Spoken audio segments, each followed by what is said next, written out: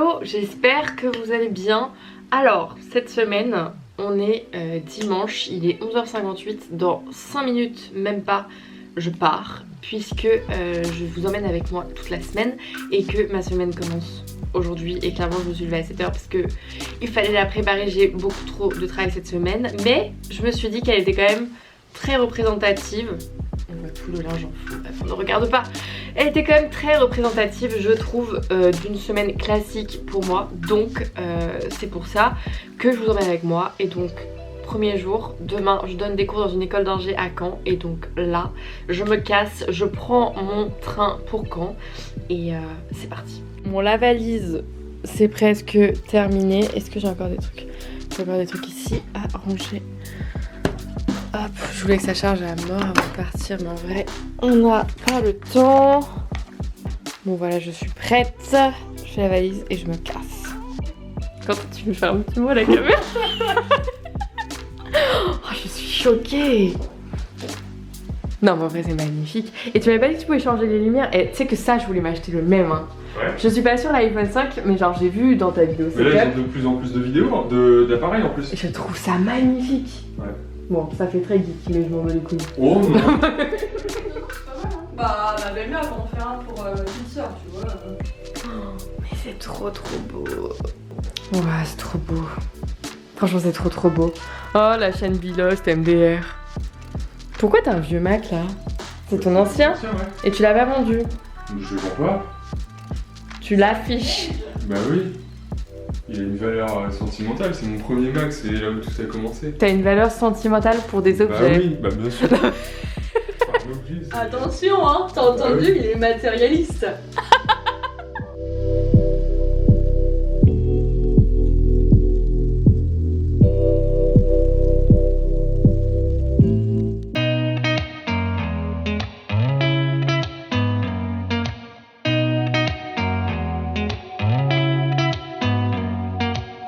Did you ever stop and think why spend too much time just getting ready? Let me be honest, I don't know one single thing that I haven't done to make you notice me. Let me be. Parfois avec les mesures qui n'ont pas vraiment de sens, qui sont vraiment chelous quoi. Par exemple, s'autoriser soi-même à sortir de chez soi par un papier. Pourquoi on l'a fait quand même? Parce qu'on a estimé que nos activités de la vie quotidienne étaient moins importantes que le nombre de vies qui étaient en jeu. Hello! Bon, on est mercredi soir. J'ai pas filmé depuis un moment, je crois que la dernière fois c'était chez Quentin. Et j'ai eu une mésaventure. Je suis rentrée extrêmement tard de mon train lundi soir. Genre à 2h du matin, j'étais mais éclatée. Vraiment, cette journée de lundi avait été déjà très difficile parce qu'en vrai c'est quand même épuisant, on dirait pas, même si j'adore ça, c'est quand même épuisant de donner des cours parce que genre il faut toujours que tu sois à fond motivé, que tu les motives même quand ils s'endorment, parce que oui il y en a qui s'endorment en plein milieu de ton cours et donc ça va pas si facile à faire. Et bah derrière j'avais quand même un train qui partait à 20h30, ce qui est quand même très tard, et en plus il a fallu que j'ai quelques heures de retard. J'étais vraiment pas bien, je me suis couchée super tard, incapable de me lever mardi. Genre vraiment j'ai trop galéré, j'ai fini par réussir à me lever, j'avais mon post Instagram, ma vidéo à monter. Je n'en pouvais plus. Du coup j'ai quand même été au volet hier soir parce que j'avais besoin de me défouler. Mais genre j'ai enchaîné, je n'ai pas eu une seconde à moi. Et quand je suis rentrée j'ai refait du montage pour finalement me coucher à minuit. Ce matin j'étais en mission chez un client, donc je suis partie très tôt ce matin. J'ai pas filmé parce que j'étais pas chez moi quoi, j'étais avec des gens. Et donc j'ai bossé toute la journée, je suis rentrée vers 20h30. Là j'ai mangé mon reste de salade ce midi parce que d'ailleurs c'est très bon. Ça vient de chez Compose, pour ceux qui connaissent. Franchement, marqué cantine sur mesure. J'ai été agréablement surprise. Donc voilà, j'ai mangé mon reste de salade. En vrai, quand je travaille trop comme ça, je sais pas si vous aussi, dites-moi, mais quand je travaille trop, mon appétit il est pas du tout là quoi. Genre vraiment j'ai plus faim. Alors du coup je fais du sport pour compenser parce que le sport me redonne faim. Mais genre là une salade dans ma journée c'est catastrophique. Clairement Bon, j'ai quand même pris un pain au chocolat ce matin au petit-déj, mais on est clairement pas sûr. J'ai pas assez mangé aujourd'hui, quoi. Voilà. Sinon, ce soir-là, il est 21h30, donc je suis rentrée même pas 1h, hein, donc je prends quand même assez tôt. Et là, je suis vraiment partagée entre me chauffer, me mettre un podcast et ranger mon appart pour que demain je sois bien, parce que demain encore beaucoup de travail, ou bah dormir. Je suis très fatiguée.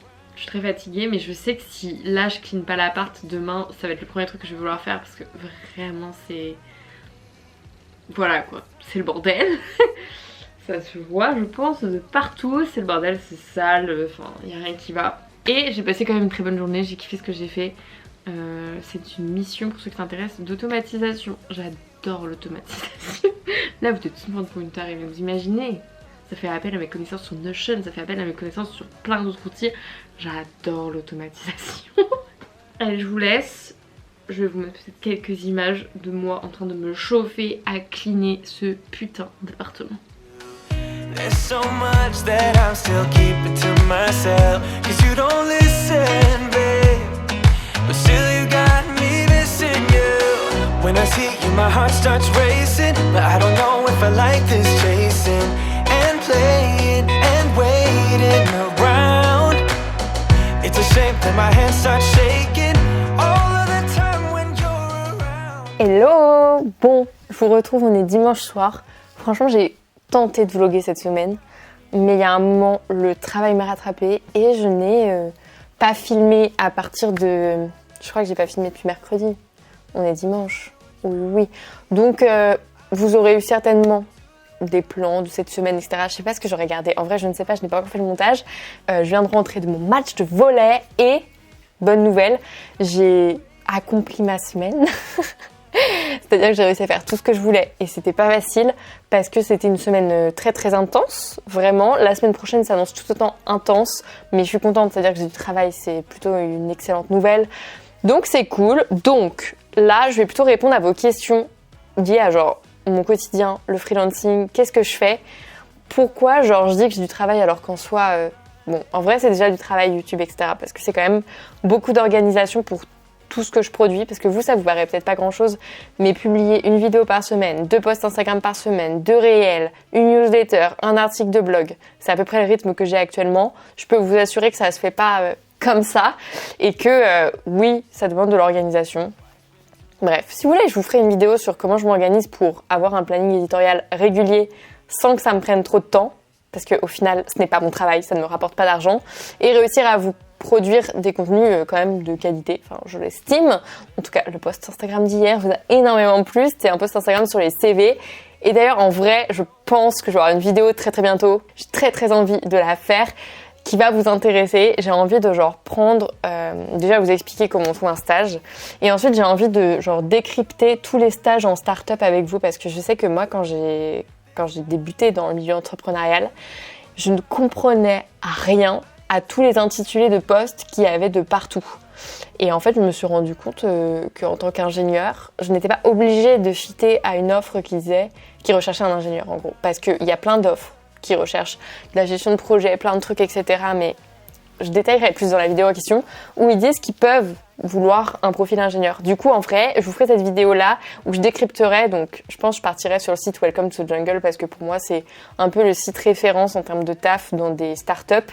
Et donc, je vous décrypterai un peu genre toutes les offres qu'on trouve sur ce site en termes de stage, en termes d'intitulé de stage, pour genre que je vous explique un peu qu'est-ce que c'est derrière, qu'est-ce qui se cache derrière cette offre, et un peu vous dire genre pour quel profil c'est et qu'est-ce que vous allez faire. Voilà. Mais aujourd'hui, je vais vous expliquer plus répondre à vos questions, parce que j'en ai reçu plein sur Instagram, de qu'est-ce que le freelancing et comment je gère mon quotidien, etc. Donc la première question que vous m'avez posée, au final, c'est qu'est-ce que c'est freelance? Et en vrai, c'est une très très bonne question.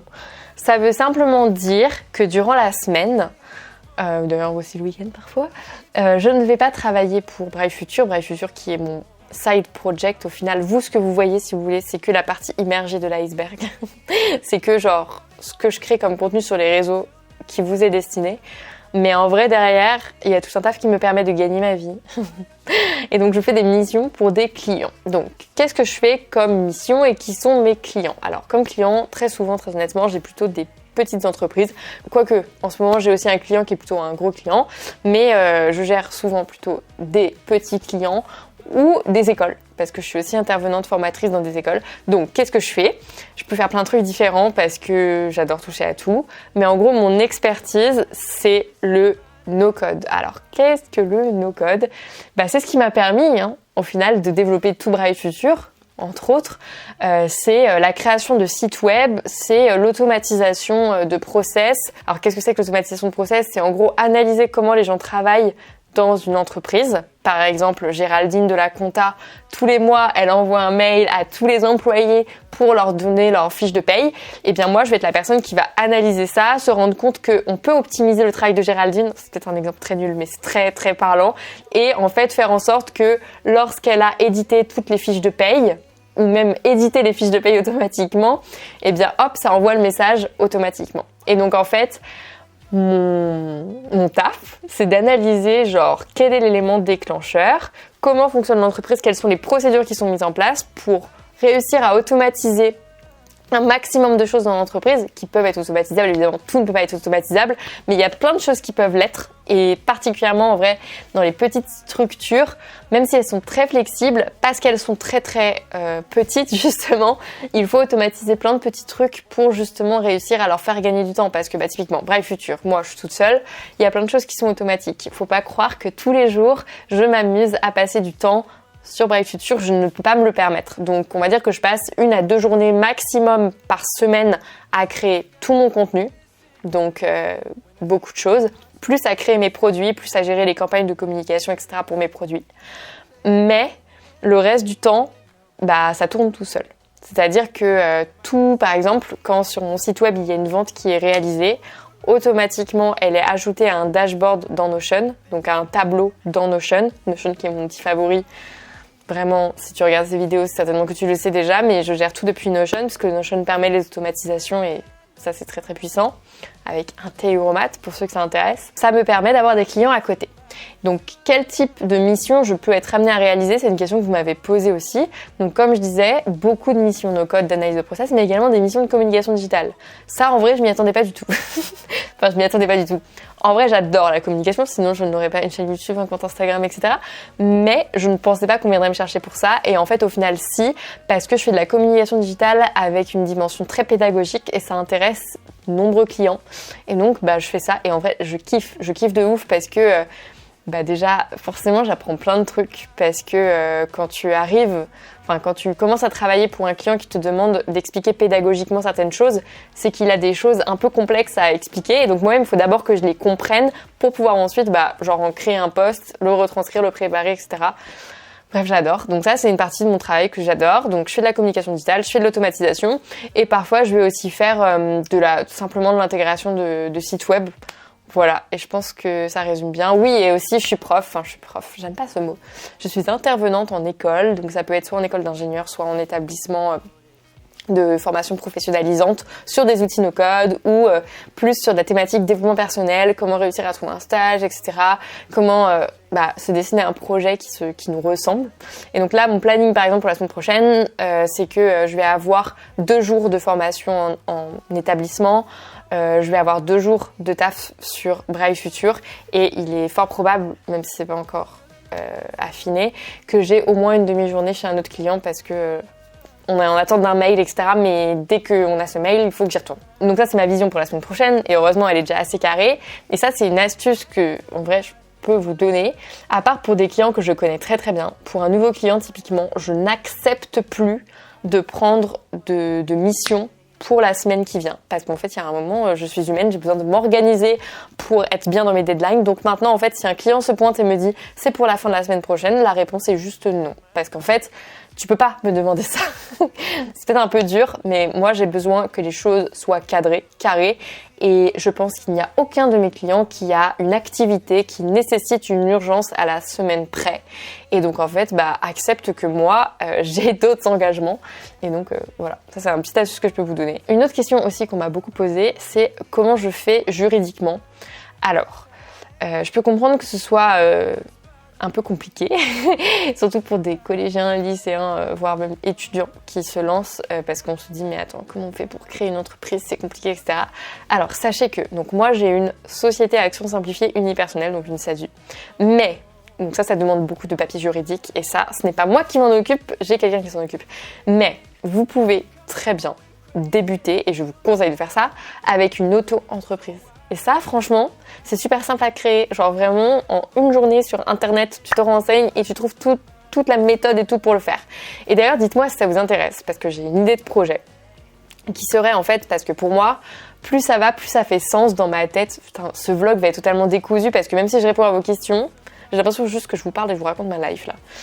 J'ai l'impression que plus ça va, plus dans ma tête, la réflexion autour de l'orientation scolaire m'amène à penser que la meilleure façon de s'orienter, c'est de tester des trucs très jeunes et donc de tester l'entrepreneuriat très jeune. Pourquoi ? Parce que l'entrepreneuriat, ça te fait toucher à tout et ça te permettra, même après, de savoir genre vers quel métier tu veux aller, même si c'est un CDI.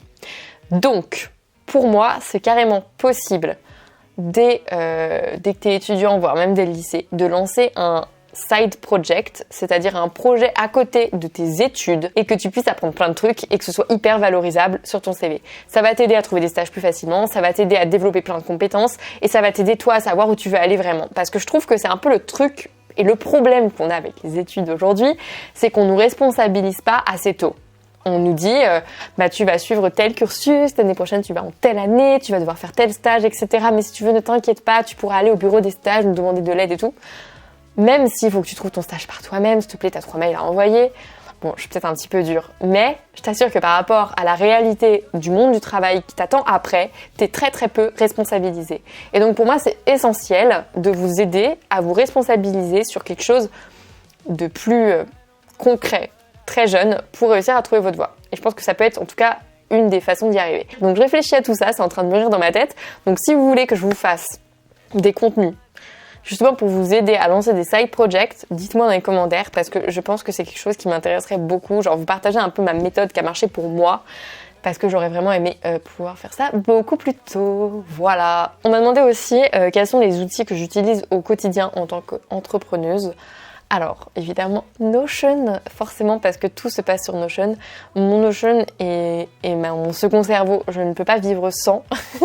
Et je me rends compte, même parfois, je bosse avec des clients qui n'ont pas Notion. C'est très compliqué pour moi aujourd'hui de travailler sans, parce qu'en fait, il n'y a aucun outil aujourd'hui qui n'est capable de le concurrencer. Et je dis ça de manière très très sérieuse. Là, ils ont mis en place en plus l'automatisation depuis quelques mois, qui te permet de faire des choses de ouf.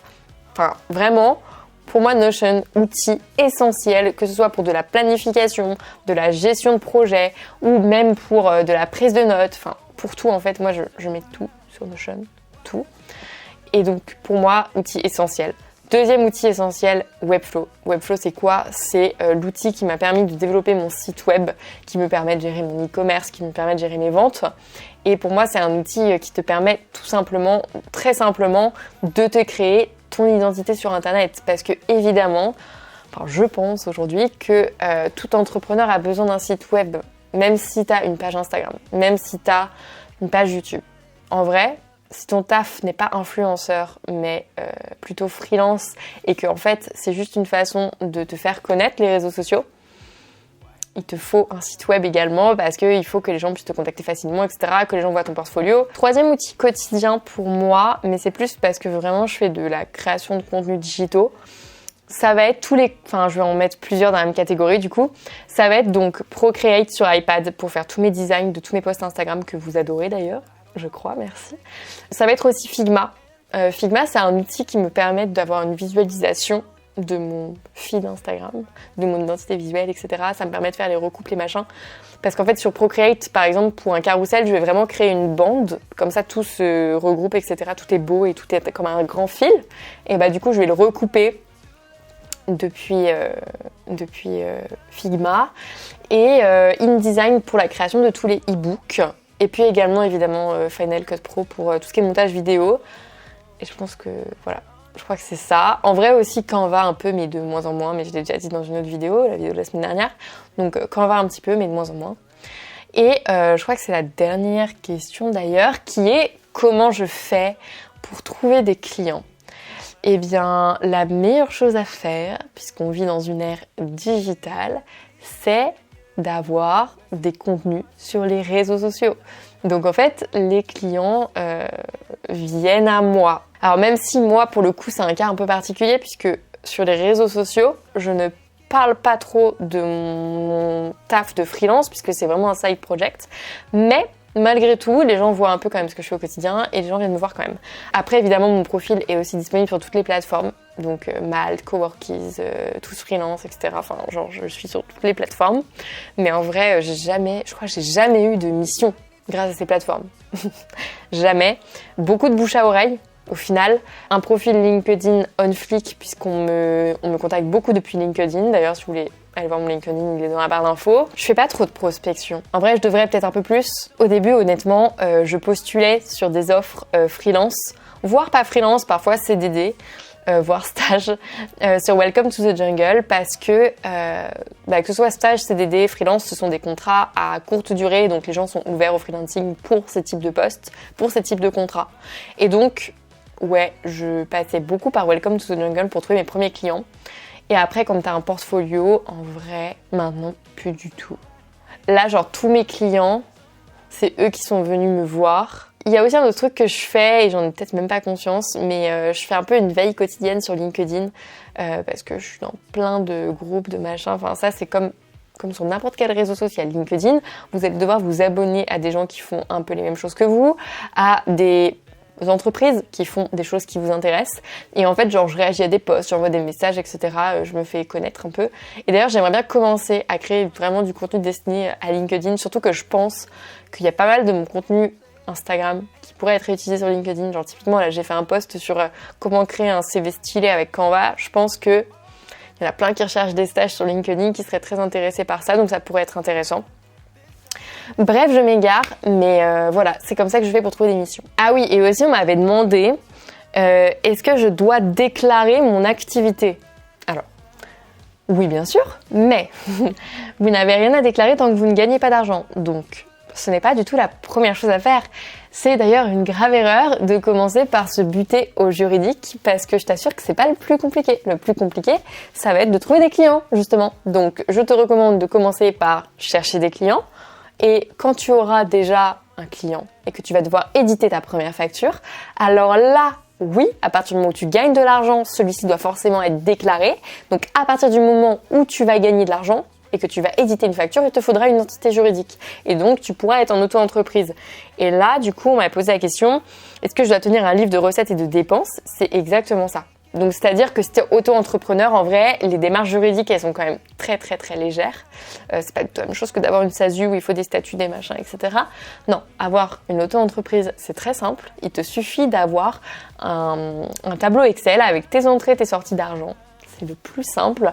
Et bah voilà, ce sera tout, ce sera bien. Et puis tu payes tous les 3 mois l'URSSAF qui sont en fait tes impôts, et voilà. Moi je crois que j'ai répondu à toutes vos questions. Maintenant je vais aller répondre à mes DM. Je vais aller répondre à mes commentaires YouTube.